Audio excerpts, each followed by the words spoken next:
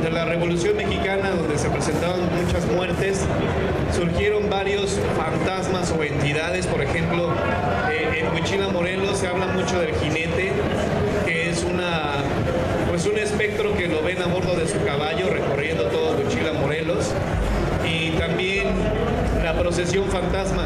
Yo creo que las procesiones fantasmas son muy populares también en nuestro país, porque la procesión fantasma es cuando ven caminar a los muertos con dirección al cementerio. Y bueno, también se ha dicho que se hace la misa macabra o la misa en el cementerio.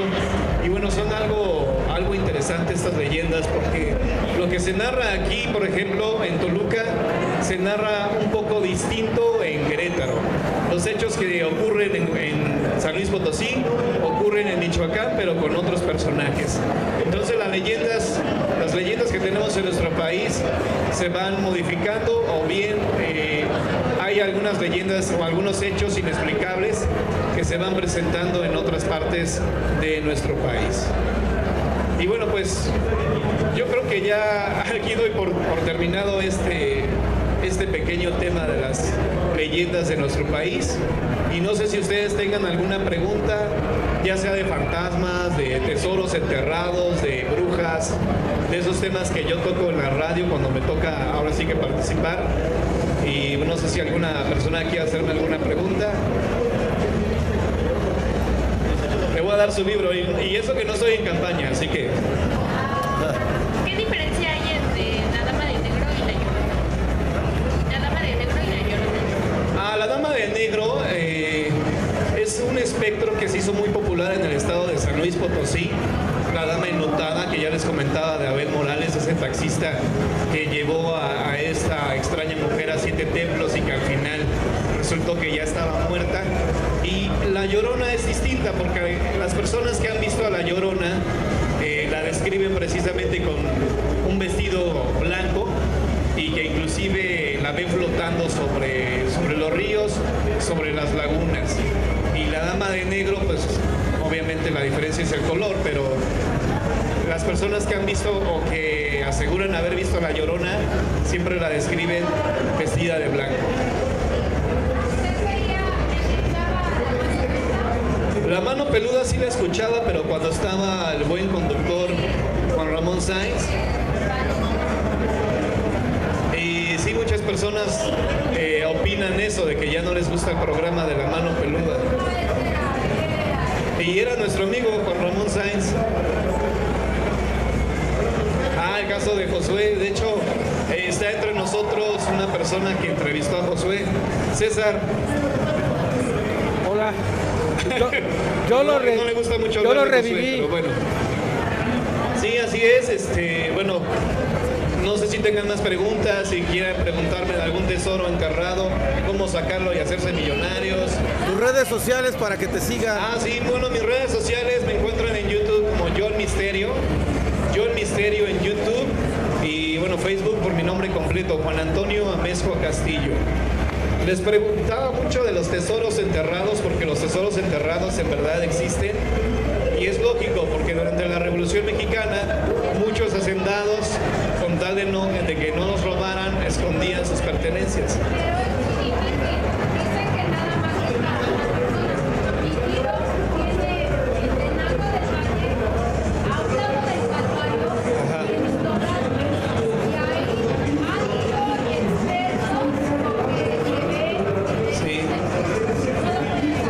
Inclusive aunque lleven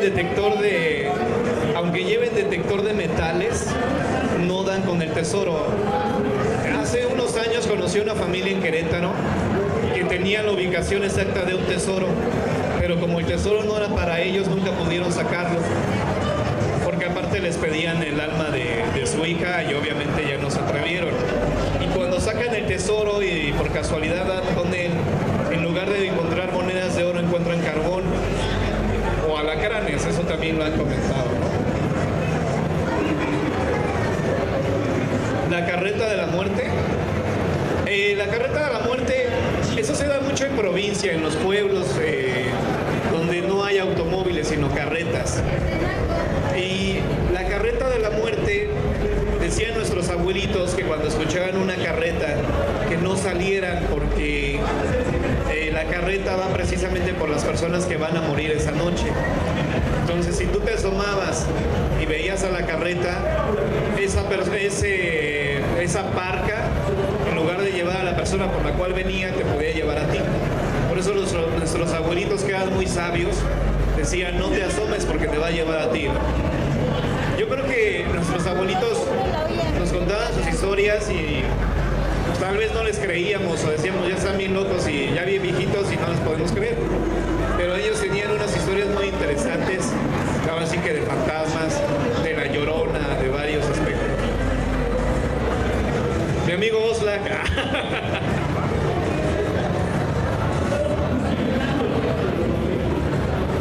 Hablando de los tesoros que se enterran, ¿conoces alguna historia que sea verídica, que sepas de alguien que se haya desenterrado? Sí, de hecho, una ¿Verídica historia de verdad? verídica de un tesoro ¿Verídica ocurrió en de Huichila, verdad? Morelos. La casa se le conoce como la casa de Don Candelo. Y la historia es esta. Es la primera casa de 2 pisos en todo Huichila, Morelos. Y el dueño legítimo de ese tesoro, que ya había muerto, escogió a un humilde pajarero, de esos que andan vendiendo obviamente sus pajaritos, no vayan a pensar mal. Entonces le dijo al pajarero: te voy a dar mi tesoro, está enterrado en tal lado. Y el pajarero sintió miedo y le dijo a su compadre: oye compadre, se me apareció un fantasma y me dijo que me va a dar un tesoro que está ubicado debajo de un árbol que está en tal zona. Y el compadre astuto le dijo que sí lo iba a acompañar, pero que no podía, que después iba a ir. El compadre, al saber en dónde estaba un tesoro enterrado, se le adelantó al legítimo dueño y lo sacó. Saca las monedas de oro y con esas monedas de oro construye precisamente una casa. Y se le apareció el espectro y le dijo: oye, ese tesoro no era para ti, era para tu compadre. Dale la mitad o no te voy a dejar en paz. Y no quiso, y bueno, pues se le hizo fácil ignorarlo, pero la verdad, y a mí me consta porque yo fui y estuve ahí, es que la casa sigue abandonada, porque la persona que construyó la casa nunca pudo habitarla, ya que lo espantaban demasiado. La anécdota es que una vez 30 estudiantes de la escuela de Chapingo fueron a quedarse ahí y no duraron una sola noche porque lo sacó el espectro. Entonces, es una casa que está en Huichila, Morelos. Yo la vez que fui me quise quedar ahí, pero su dueño legítimo no me dio las llaves. Curiosamente cayó en el hospital y estuvo internado toda esa semana, entonces no pude entrar a la casa. Pero también he conocido gente que de la noche a la mañana se hacen millonarios porque encontraron un tesoro, pero al poco tiempo murieron. O bien murió algún familiar cercano de ellos. Así es.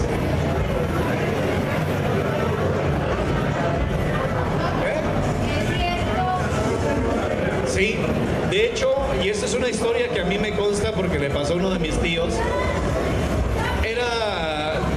De hecho, el tesoro sigue enterrado en su casa, pero el fantasma, el dueño de ese tesoro, le dijo que tenía que darle el alma de su hijo, y obviamente pues, no quiso darle el alma de su hijo, ¿no? Pero el tesoro sigue ahí enterrado, entonces no hay una certeza de que sean los fantasmas esas, bueno, mejor dicho, podría ser un fantasma o un demonio, porque nosotros podemos ser tentados por los demonios y los demonios nos pueden engañar con facilidad, ¿no? Entonces, pero de que haya historias de tesoros enterrados, pues obviamente, ¿no? Y son muy interesantes. ¿Tienen más preguntas o quieren hacerme otra pregunta? Con toda confianza. ¿Quieren que haga un exorcismo? ¿Alguien tiene chamucos adentro? ¿Para traerme agua bendita? Bien. ¿Cuál es el estado más embrujado en el que has estado? Fíjate que el estado más embrujado es Huichila, Morelos, por la sencilla razón de que ahí se vivió la Revolución Mexicana. En Huichila, Morelos hay un árbol que se le conoce como el árbol de la muerte, y ahí colgaban a los revolucionarios. Entonces imagínate cuánta energía negativa no se quedó plasmado en ese árbol.